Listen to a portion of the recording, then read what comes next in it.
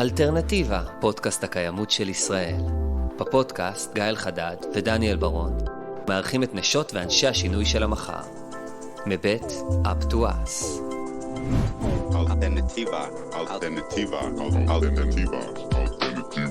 Up to Us הוא ארגון שמקדם אורח חיים חדש שיוצר אימפקט חיובי בעולם. אנחנו עושים את זה דרך יזמות, פיתוח בר קיימא, תוכן ושיווק, אירועי תרבות, טכנולוגיה ועוד. תעקבו אחרינו. האזנה נעימה. 3, 2, 1. Hello, all the alternative people, all the sustainable spirited people, our audience. This is Guy. I know it's in English. I know it's confusing. It's not America. It's still Israel. And this is me. And Danny is with me here on the other side of the country. Hey, Danny. Hey, how are you, Guy? Hey. Wow. Let's practice English this chapter. נתרגל קצת באנגלית. מאזיננו היקרים.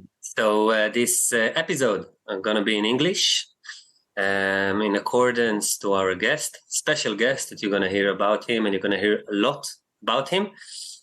I just want to say that if you have any inspiration or any good ideas from this episode, please be welcome to share it with people. And we just started our Patron. That is a platform that you can support us in everything we do. So we are really happy Patron, about kapayim. it. Yay! Small steps, big change. All right, so let's jump into the milk. Or is it the milk? What is it? Let's jump into the milk bath. Yeah, the milk of the future. The milk of the future by introducing Ben Adivi, who is a business development manager at Remilk, Israel leader in the production of animal-free dairy protein through innovative technology, precision fermentation. A native of California, he immigrated to Israel in 2013. Ben served as a medic in the Special Forces unit of the IDF paratroopers. Ben founded and launched a consulting platform to allow restaurants and cafes to implement sustainable operational practices. Guy, this is kind of up to us job. You can't see my eyebrows. They got up. Yes. They got up. Yes.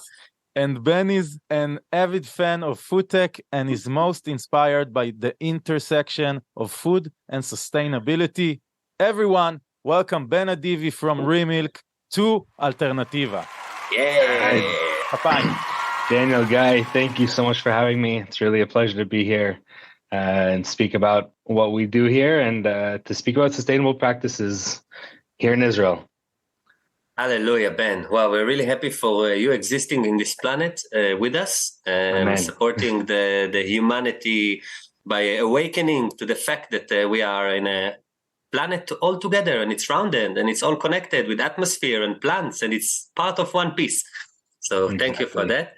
And I will be a bit impulsive, I'm sorry. And please, before we dive into Remilk, that it's like the future and our mind are going to explode, what is this platform that helped small businesses? I'll explain why I'm interested. One of the first initiatives of Up to Us was helping small business owners participating sustainable processes in any way, from cups to branding to stuff like that. So Incredible. Yeah. So this was actually an initiative that took place in my second year of university at Reichman University. I was part of the Green Biz Entrepreneurship Club and opened a company that was a platform for helping restaurants, bars, hotels, gastro businesses to be more sustainable in their practices. And exactly, it starts with the single-use takeaway, the straws, the cups, and going towards energy consumption and sustainable sourcing of food, working with municipalities to get everyone the same kind of, tav sticker on the exactly the green badge and making it, a more sustainable practice in the food business. I love food. I love sustainability, as Daniel read off. So that's really where my passion lies. Unfortunately, it was, in the middle of university, and I wanted to put my focus more towards that. And I think also this was 5 years ago. I think that Israel is still a few years away from really implementing the sustainable practices on the day-to-day. But we're coming into kind of a new generation where these older owners of the restaurants are going to be taken over by a younger generation who do want to implement a new practice and are willing to take a bit more of a, we'll call it a risk, and leap forward with these initiatives. So I think, Guy, I think you're coming into a great place to play. It's a lot of fun. Yeah, for sure. And it's a matter of the audience as well. So people will see there is a lot of value in it and they want to support in it. So it's like, the government needs to support in it. The owners needs to be more involved in it. And then the audience, and then this triangle would make it work. Yeah. Guy, let me tell you a story how I met Ben. Let me tell you how I met Ben. It was a lovely, lovely day. There was the Planet Tech convention, really nice one. And suddenly I started speaking with Ben, and I found out he's from Remilk, and I heard so much about Remilk. Then I said, whoa, we have to do something together. We have to share the word. I mean, they are so big now, so it's about time they come to Alternativa. This is really, really a game changer, in sustainability and in the way we consume food, and basically in the planet's future. If it really takes off, and I think it will, because this is the zeitgeist. So I go to the first question of this episode, and Ben, tell us, if you were the Prime Minister of Israel, what would you do in order to change sustainability in Israel? This is how we check your call. Yeah. Right. The first thing you do, like the first thing, the first law about sustainability. For me, this is actually a more personal question, and I don't know if this is the right answer per se, but I come from California, where I grew up going on hikes and picking up every single piece of trash, which isn't much because the people there are a bit more educated on sustainable practices than we are here. I guess more educated and have it more so at the front of mind. But the waste management here in Israel is a huge issue. I think that's like one of the first things that I tackled. But if we'll go towards the theme of Remilk, I'd get rid of the 100,000 cows that we have on our land, and have that milk be produced by microbes, which we'll talk about a little bit more. So you say we have 100,000 cows in Israel producing milk, or also for meat? Yeah, 100,000 cows, dairy cows, producing dairy cows. Yeah. Wow, where? Okay, wait. Let's get to the numbers. We have a question about the numbers later. Maybe Ben can share the stay tuned in the episode. Yeah. But you already started talking about microbes, so maybe you tell us exactly what is Remilk, what is your value proposition, what do you do? Why are you so amazing? Great. Okay, and why it's working so good? We heard Remilk, and man, it's on. Yeah, the show is on. Great question. So what do we do? Who are we at Remilk? We are a B2B dairy ingredients company. We're creating dairy without ever touching a single cow. So I'll get into a bit of the technology on how we do that. So we harness the technology of precision fermentation. This is a technology that's been around for decades, starting in the pharmaceutical industry to produce insulin, then moving into the food application industry to produce different enzymes. One that's in about 80% of cheeses that we eat, called rennet, that used to be made from the stomach of a baby cow and is now made through our technology of precision fermentation. And really in 2013 is where we saw the first cultured meat that costs about $300,000. But that was the first step in moving towards this, in the harnessing of microbes and microorganisms to produce our food. So how we do what we do is through a process that's very similar to the beer fermentation, which is you take a yeast organism, you put it in a stainless steel tank, you add water, you add a sugar source, that yeast then multiplies and starts to produce ethanol and CO2, or alcohol in bubbles. We have the beautiful gold star that we all love to drink. Now, in our process, we start at the same starting point. We start with the yeast, which is very similar to the brewer's yeast. And we go into that yeast cell and we take out the DNA strand that tells the yeast to produce beer. And we insert the DNA from a cow that tells it to produce essentially milk or dairy Whoa, protein. whoa, whoa, whoa, whoa, whoa, whoa. Future. Crazy. Yeah, wow, okay. The future. And that strand of DNA acts as an instruction manual for the yeast. So once we've taught these yeasts to produce dairy proteins, we then go back into the same fermentation process that we have for beer. So we take that yeast cell, we put it in a stainless steel tank, add water, add a sugar or carbon source, and those yeast consume that sugar and convert it into dairy proteins. Now, wow, the upgraded yeast. So it's upgraded yeast. It is an upgraded yeast, exactly. So you're, instead of producing cheap beer, you're producing high quality dairy proteins. So, what do this cell have to eat in order to produce this milk? So they have to eat. In beer, it's sugars. In our process, it's a widely available, cost-efficient carbon source. I can't speak exactly to what it is, but it's a sugar source. You try to simulate the things the cow eat? No, not necessarily. That's actually the very nice thing about fermentation and microbes is that they don't need to eat the same thing that cows need to eat. Cows are eating a lot of soy. They're eating a lot of feedstock that is unsustainable, and they need a lot of it to do what they need to do. So what's very nice about microbes that's different from cows is that cows need to walk, they need to eat, they need to reproduce and build tissue, and they also produce a little bit of milk. Whereas microbes are very bad at multitasking. They can only do one thing at a time.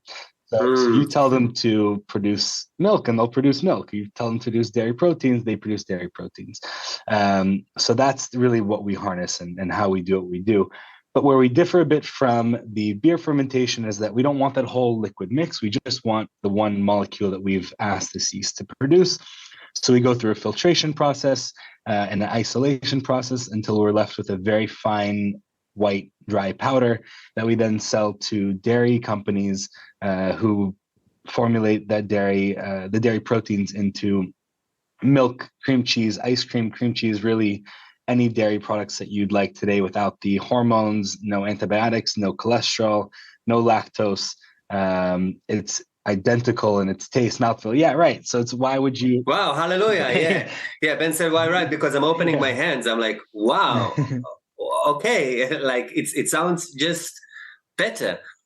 It's the same, in health wise, environmental wise, taste. Probably it has to be the same taste or even better. Right. Wow. All right. And so I understand you already have FDA approval from the United States. So we have self-affirmed GRAS status from the FDA. We are pending. What is it? So it's self-affirmed GRAS. It allows us to sell commercially in the United States. We're waiting for our no questions asked. Yeah, we're waiting for our no questions asked approval, which we should be getting in the upcoming months, as well as in Israel. We have a commercial agreement with Terra, with the CBC of Israel. But you have already a permission to sell in Israel from the health ministry? We'll be getting that status very soon in the upcoming months. Amazing. Yeah, which is so you'll have amazing. In the next year we'll have Remilk powered products on the shelves in our supermarkets, which is very exciting. Amazing. So we're gonna see the Remilk product. The brand will be Remilk? No, the brand will be under Terra. It'll be under CBC under Terra with some sort of notation of Remilk inside or powered by Remilk. We'll see how that plays. All right. Cool. So you're gonna you're selling, as you said, B2B. Exactly. Not B2C. Exactly. All right. Business to business. Amazing. Yes. All right. Let's jump high for a second. What would you consider as a success? As a success, I would consider just replacing traditional dairy with animal-free dairy. We're talking about a huge, nearly 300 million dairy cows worldwide that we need to replace. Wait. 300 million. Yes. 300 million. I try to grasp my mind around this number. It's a wow. And this is only the dairy round. It's only the dairy cows. Yeah, it's about 1.5 billion. Million? Yeah. Oh my God. How many people there is in whole Europe? Olivia, I'm not sure. That's a good question. Yeah, all right, 300 it's million. about all right. the number of people in the US, 330 million. Yeah, not far off. Right. It's a lot of dairy cows. So if we can replace those cows with precision fermentation and other technologies, I think we've done an incredible job. Wow. All right, tell us, wait, sorry. You have our support, first of all. All right, so how much it's worth. Go do it. Okay, and when you replaced it, please tell us like you told us a bit how does it work economically and technologically. If you want to add something, please do. But like I want to jump and say, okay, when it happens, how it will affect us environmentally, in all of the aspects. Like we are geeks of sustainability, and it makes our heart beat faster. So we feel alive. So please enlighten us. All right, great. So we'll start with the kind of just a comparison of traditional dairy to Remilk's dairy, because that will give you a good overview on what we do in terms of sustainability. So if we're looking at traditional dairy and how we use about 1% of the land. We produce only 3% of the greenhouse gas emissions, only use about 4% of the feedstock, and 10% of the water. Okay. Can you please say it again slowly? Right. So we will understand. 1% of the land, and land we'll dive deep into each one. So 1% of the land, about 50% of habitable land on Earth is used for agricultural purposes. Okay. We're going to be doubling our food consumption in the next 30 to 50 years. Do some simple math. 50 plus 50%, we get to 100. Where are we going to continue to produce food? A majority of that land, it's about, I believe, 80% of land is used for livestock of that really? Agricultural land. Yeah. So if we can cut down on the agricultural land and start to produce using precision fermentation or other biotechnology. Yeah. Using bacteria that, a bacteria size compared to a cow size. It's a mini milk factory. It's a microscopic milk factory. Exactly. So you say it's 1% of the cow consumption, but from land? From land, from land. And that's including the feed. Yeah, it's including feedstock as well. This is outrageous in a good way. Yeah, it's incredible. Wow, it's like the number is like, wow, probably all your investors are like, what? Exactly. Okay, sounds good. Continue. Exactly. Okay. And you speak about investors, I think it's very important to say that investors now are not just looking at their ROI in the dollar amount, but they're also looking at their environmental impact, their ESG impact, environmental sustainable governance, and the way that we do what we do. So it's a huge kind of extra on top of the economic impact that we have as well. Wow. All right. Next enlightening number. So, right. The next number is 3% of the greenhouse gas emissions. So greenhouse gases, if cows were a country, they would be the second largest emitter of CO2 in the world, that is behind China. They are extremely polluting in terms of their greenhouse gas emissions. Yeah, most of us seen cow field, right? And it's not green and pleasant usually. Right, exactly. And then next we'll go to water. So this is one that I like a lot. I mean, but don't like at all. It takes over 1,000 liters of water to produce 1 liter of milk. Now, milk is nearly 90. It's 1,000 liters of water to produce 1 liter of milk. Milk is nearly 90% water. So you're taking 90 liters of water to produce about 1 liter of water. Extremely, extremely inefficient. Especially here, here in Israel, where we don't get much rain. California as well, which has a lot of dairy, don't get much rain. We're using that water to produce foods that are high in water. You might as well produce a dry powdered form, add the little bit of water that you need, and save on the environmental impact. Wow. So basically, how much water you use to create 10%. The 1 liter? Yes, it's 10% of 10%. The water. Yeah.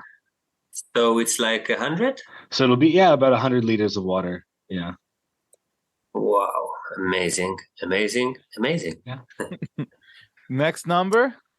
Feedstock, so it takes about 4% of the feedstock. Again, cows are using their feed to do a lot of other functions that are not producing milk, whereas our microorganism does one thing, which is produce dairy proteins. So they don't need that extra energy to, walk and feed and reproduce the same way that cows do. A little bit of a geeky question. How many cycles does every yeast can do to make milk? Every bacteria. Wow, good question, Danny. So, I mean, each cycle is under a week. It's very, very efficient. They multiply very quickly. If you'd like to talk to our microbiologist, they'll be able to answer any questions a lot better than I can. Nice. Yes. All right. Wow, Ben, amazing. So I have a question that pops in my mind. You show here, like, in a matter of investment size, amazing numbers. Mm-hmm. And if we compare it to the environmental issues we have and the environmental awareness that rises, what is stopping you from exploding all over the place in a good way? Great question. So the biggest challenge by far in our field is capacity. We are playing in an industry that does not have the infrastructure laid out as of today. So we're producing with contract manufacturers around the world who typically produce pharmaceutical ingredients or enzymes, food ingredients on a very small scale. And we're producing dairy proteins on a very, very large scale. So we just don't have the capacity to produce what we have the demand for. And this is why we're building our facility in Denmark, which will be the largest precision fermentation facility in the world. We're breaking ground later this month, which is very exciting. And this facility will be able to produce the amount of dairy that 50,000 cows can in 1 year. So that's about half of what Israel can produce in a year in one facility. Wow. Yeah. Okay, let's go to Denmark for a little bit. All right. Because I heard this podcast in Geekonomy, I think, and I heard about the operation in Denmark, and I want to hear a little bit about the circular economy of the factory and how did this process start and came to life? All right. So we realized very early on that the only way to come to market and to actually have an impact is to have our own facilities. And we looked all over the world to find the best spot to start, looking at, the governmental factors, looking at the sustainability of each country, looking at local talent as well. And many other factors. And after a long, hard search, we found Denmark.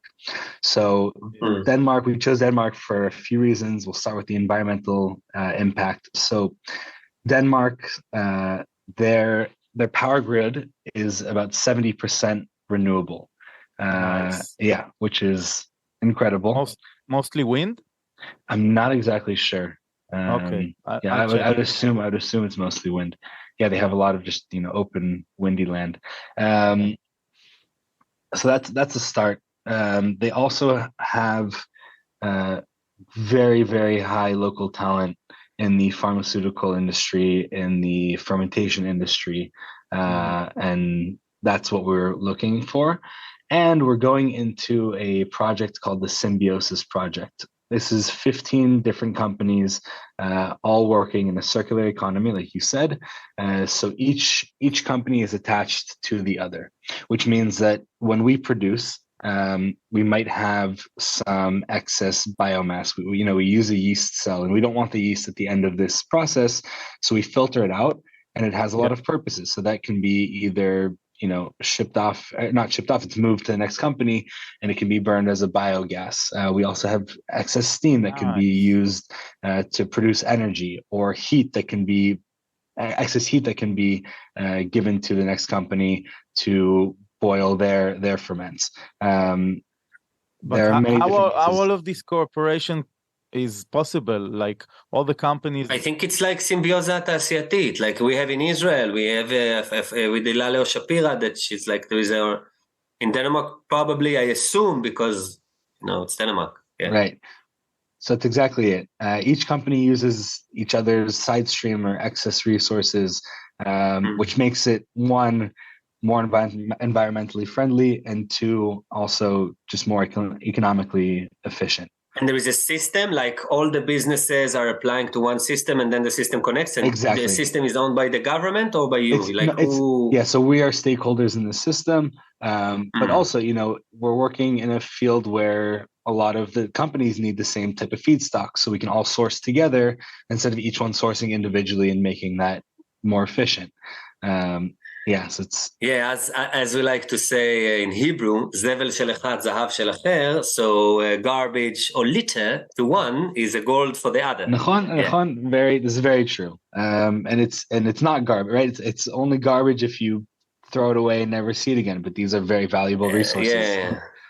Garbage, as we used to say here a lot, is a concept, is a branded concept that humanity invented. You ask a tree, where is your garbage? And it will tell you nothing, right? Because there is no garbage. Right, exactly. And in nature, there is no garbage. Everything it's all one of the system. Yeah, exactly. Yeah. Okay, I have to understand, what is your biggest competition? Is it still the same old milk, or maybe let's think about the future. What is your biggest competitor?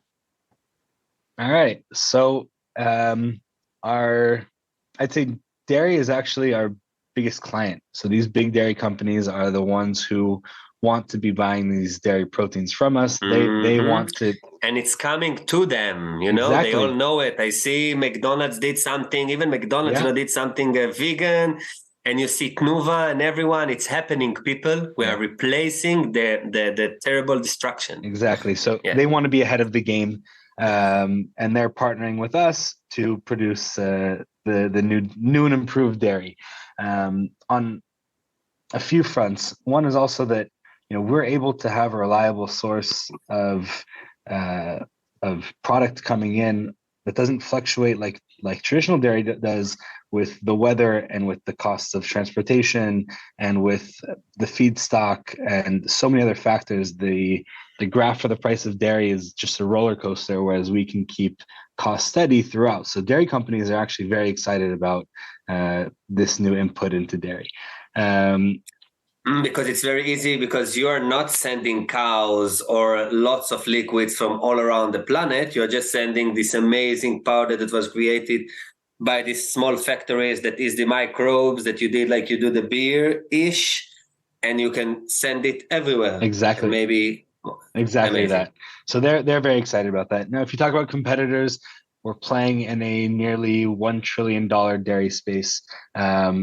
We see anybody else in this space getting us closer to our goal. That's kind of like, the happy side of what it is. If we talk about competitors, of course we have competitors. Our main competitor is a California-based company called Perfect Day. They have a couple years head start on us, but we've been able to close that gap very quickly.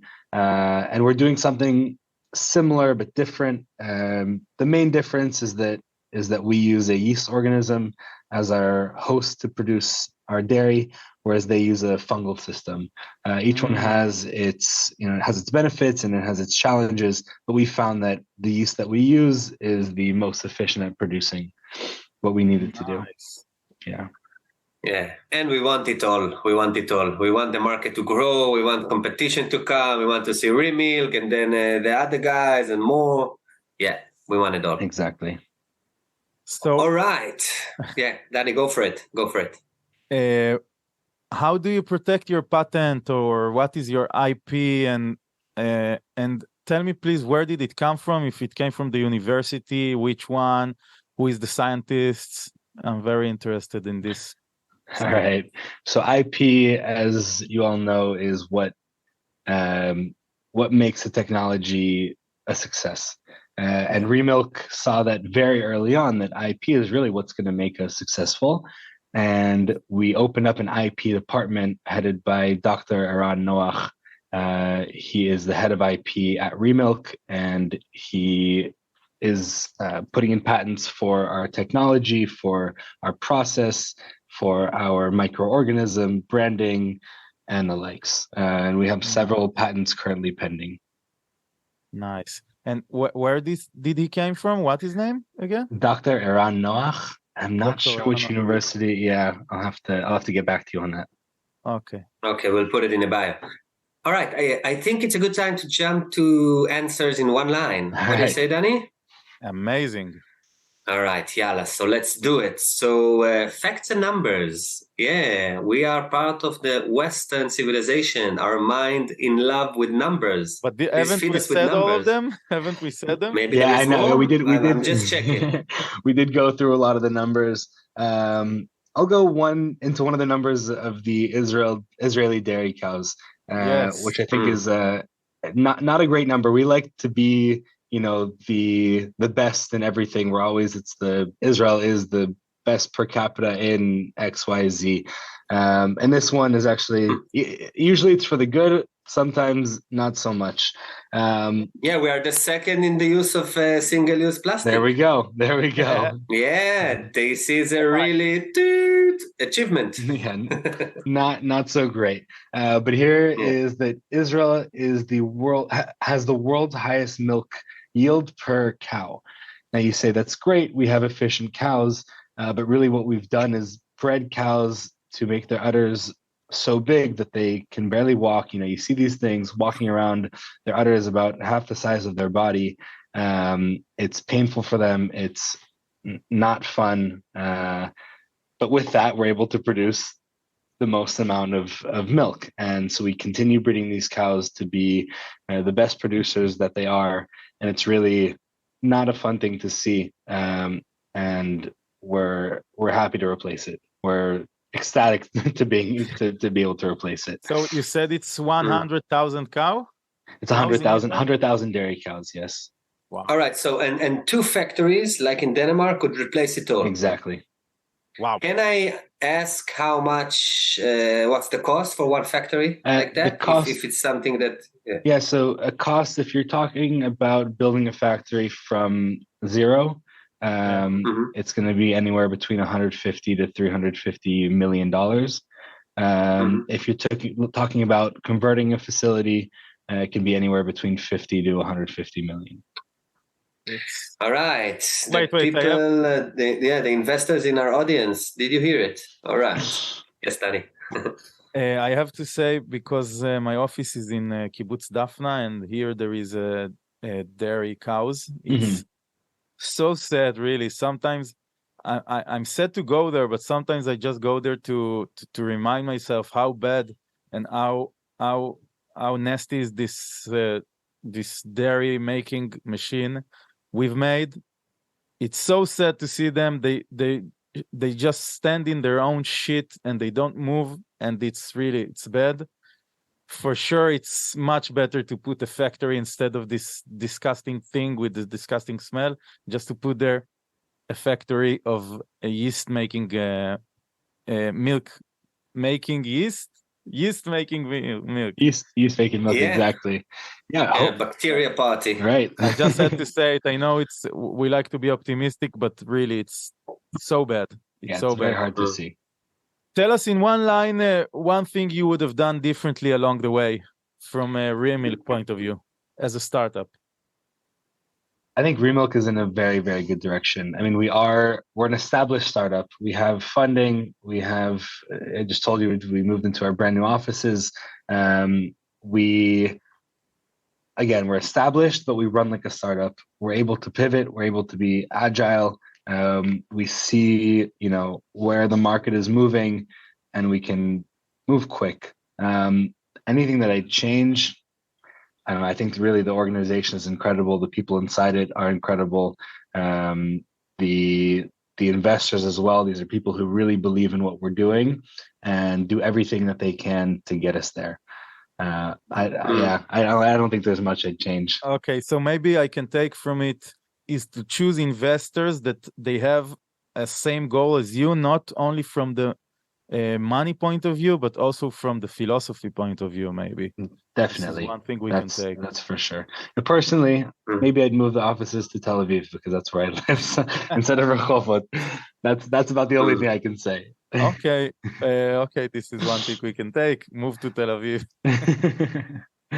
It's much more sustainable, right? To be in the big cities. So it's also sustainable. Yeah. Yeah. After the factory in Denmark will open, then probably it might happen. Maybe. All right. There is a fun question here. Who made your stunning website? All right. So the website is incredible. We have the best graphic designer, Maya, who does our website, who does when we go to events, we have our stickers, our packaging, our socks, the shirt that I'm wearing right now with the Remilk logo on it. Oh, I want one of these. Can I buy in the website? I'm really hoping, no, not yet. I'm really hoping that soon. Where is the merch? Where is the merch? The merch is send us all over the office. I'm hoping it can come out. If you come to, when we come to events, we give out stickers and notebooks and a few other fun things.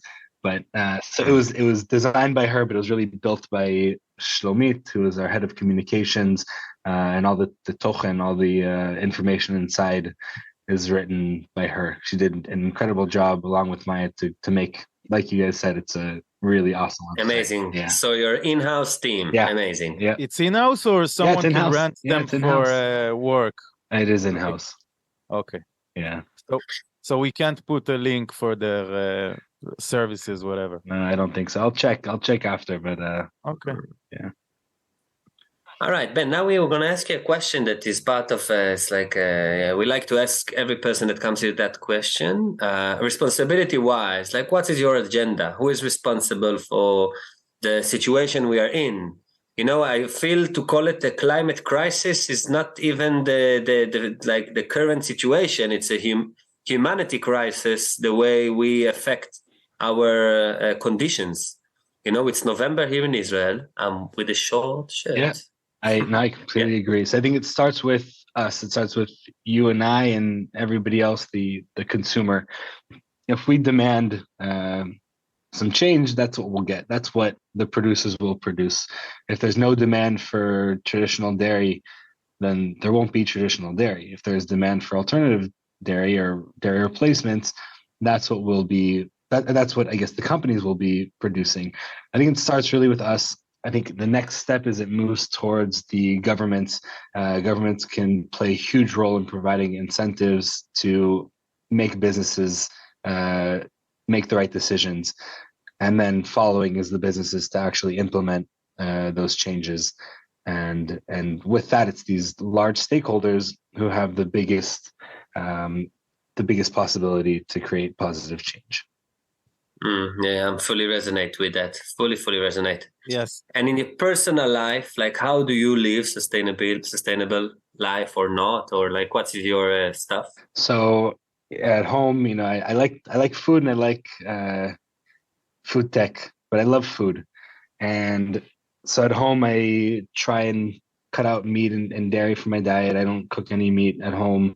I call myself, flexitarian. Like I think most it's a third of the United States, and I know a lot of Tel Aviv.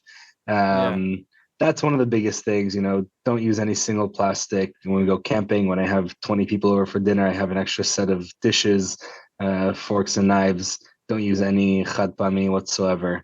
There are things that I could be doing better. I think the sustainable sourcing, I'd like to join one of the CSA community supported agriculture that we have in Israel, get a box of veggies delivered fresh from the kibbutzim. But I try and really just set an example wherever I go, because I'm not going to be the one who's making the change. It's really collective. And it's nice to have someone say something to you about the way that you live your lifestyle. You start a conversation and you don't try and push any of your ideologies on them. They see you doing what you do just by example, and they want to do it as well. So that's always nice to see. It's be the change kind of thing, right? Exactly. exactly that. And now let's go from the negative point of view, the confessional corner. Oh man, what is your doom? what is your sin? Your environmental sin? Please share with us. My environmental sin would be travel. I really like to travel. I really like to see different places around the world. I like to try their food and hear their music and see their cultures. That is by far my biggest sin, which is ironic because through my travels is how I got into the environmental space. You know, traveling to Southeast Asia and seeing the pollution and poverty and lack of education and wanting to come in and make an impact. So travel would definitely be my biggest sin. All right. Yeah. We all share that. Now we have a question that came from our audience. We have a great community, and then we have this WhatsApp group that is the core, and a lot of interesting stuff happens, especially lately. Wow, like we really learn how to live together, even though not all of our positions and philosophies are the same. You know, and it's beautiful in that sense. And I believe this is what we should do as humanity: learn how to live with the complexity. Amen. So one of the question is, amen, what will be the future of food? Like in 20 years, what will be in our fridge? So it's been said by multiple sources that the precision fermentation is the most impactful environmental technology today. So I think we will be seeing a lot of our ingredients, our unsustainable ingredients, being produced through precision fermentation, and it starts with meat and dairy. We have, you know, I said I don't like to make the drive down here to Rehovot, but we're in Park Hamada, the science park here. We have, you know, hundreds of food tech companies doing incredible work in changing the way in which we source our food. It's not changing necessarily what we eat, because we'll be eating the same tastes and the same textures and the same mouthfeels, just more sustainable, more nutritious, and you're not going to have, you know, go to the store and see there's no milk on the shelves because we're in a milk shortage, because we're in a drought, because, you know, the feedstock isn't coming in. So it's very exciting to be part of the community here in Israel. We were at the food tech event, the food tech IL 2 weeks ago at Abima, and you have 100 food tech startups, people coming in from all over the world. We are really the innovation hub of food tech. And you have so many great minds here who are sharing their information and expertise, and we're moving forward at an exponential rate. So that's the future. Thank you. Amazing. All right, Ben, we start to wrap it up. So let's share with us, please, like few tips and things that must see. Yeah, recommendation corner. So the most inspiring CEO and entrepreneur that you follow? I think it would be Bill Gates. He is. Who is he? Yeah. So entrepreneur, but really also one of the biggest philanthropists, making change all over the world. I really look up to him. Yeah. One tip from entrepreneur in the sustainability field? I think it would just be to get into the community of sustainability. You know, one of the tips, I actually had an interview recently on kind of the entrepreneurial tips. And one of the biggest tips that I have is to save aside a budget for coffees. I think you should take everybody and anybody who's working in this space out for coffee. Everyone's willing to have a conversation. They want to talk. They want to share. They were at one point in your position, you know, looking to get into an industry. I'm pretty new to the food tech industry. I come from really more so a real estate background, but I've been wanting to get into food tech for years. And it's a tough space to get into. So you start having coffees, you go around, you invite people for a conversation. And it's such a tight-knit community. They know that at some point they see you passionate and ready to get into this field. They know that they'll be working with you at some point down the line. You know, they might need a favor from you at some point, or they really just want to help. So that's really my biggest tip: is go out, talk to people, have a conversation. Yeah, actually, we did it. You remember, Danny, the first year? Wow, we spoke with everyone. We coped with every initiative, everything. We went to their places, and really, in 1 year, we positioned ourselves. The best way to do All right. it. A must-see movie. A must-see movie. I'm not the biggest movie watcher, so I might get some flack for this. But the best movie is obviously Finding Nemo. You know, it's starts off with a murder and a kidnapping. It's a drama. It's a comedy. It has all the action. Great one. All right, a must-read article. A must-read article. I'd have to say, Consider the Lobster by David Foster Wallace. It's about the Lobster Festival in Maine, and really about how we eat animals for our enjoyment, and about how these animals have some feeling. They know what's happening. It's a very very interesting article. Consider the Lobster by who? By David Foster Wallace. David Foster Wallace, we're gonna put it in the bio. Great author. Amazing. All right, a must-hear podcast, except of Alternativa, the Israeli podcast for sustainability. Of course, that's number one on the list.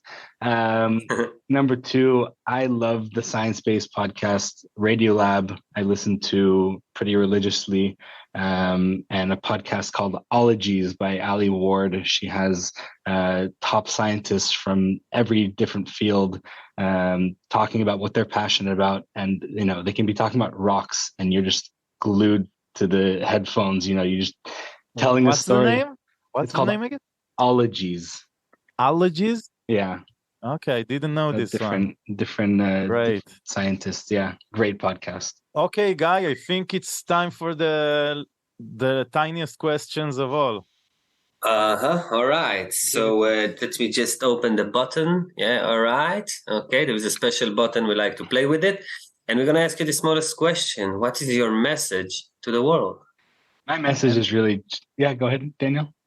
I just wanted to say the button is for the whole world to hear what you're gonna say now. Okay, so it's big. A lot of pressure. Yeah. I really think it's just to do the right thing, even when it's the hard thing, and to leave this place better off than we found it. I know I can speak for myself, and I'm very fortunate to be in a situation where I can give back, and I want to give back. And I think a lot of us are in that situation. I think every single person is in the situation to be able to give back. So just to give back in what you feel is comfortable, or even get outside of your comfort zone, and make it a better place. Thank you. I agree. Listen, do you have anything to add before we close it? No, I just want to say thank you to you guys, Daniel and Guy, for opening such an important platform to talk about, very valuable information to create positive change.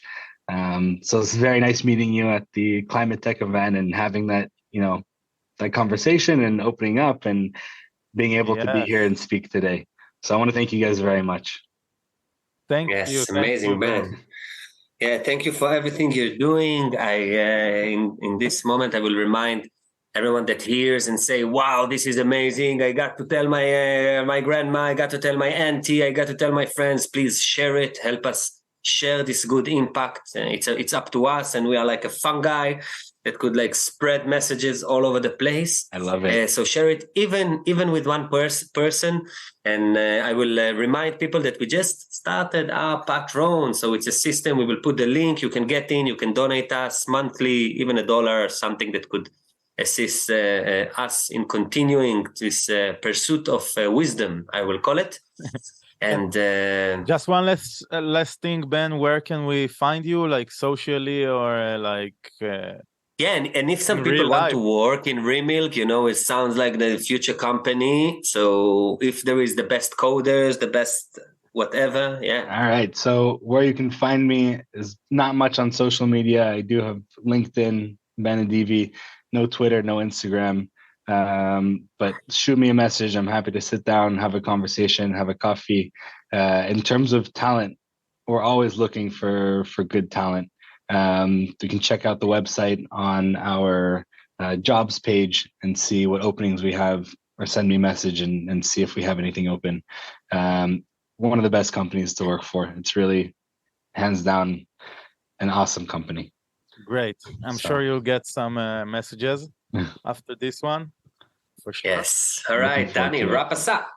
Thank you. I think it was a very nice one. Ben, I really thank you and your company that's doing this really gigantic impact on the world. I hope to see you in Israel soon. Actually, we haven't spoke about why you're not in Israel now, but let's leave it for the next time you come to Israel, and we'll do an episode of Remilk in Israel. Sounds good. Yeah. Sounds good. Thank you. Guys, it's up to us, and girls, and it's a wrap. Thank you so much. All right, thank you. אלטרנטיבה, פודקאסט הקיימות של ישראל. בפודקאסט גיא אלחדד ודניאל ברון מארחים את נשות ואנשי השינוי של המחר. מבית Up to Us. אלטרנטיבה. Up to Us הוא ארגון שמקדם אורח חיים חדש שיוצר אימפקט חיובי בעולם. אנחנו עושים את זה דרך יזמות, פיתוח בר קיימא, תוכן ושיווק, אירועי תרבות, טכנולוגיה ועוד. תעקבו אחרינו. האזנה נעימה.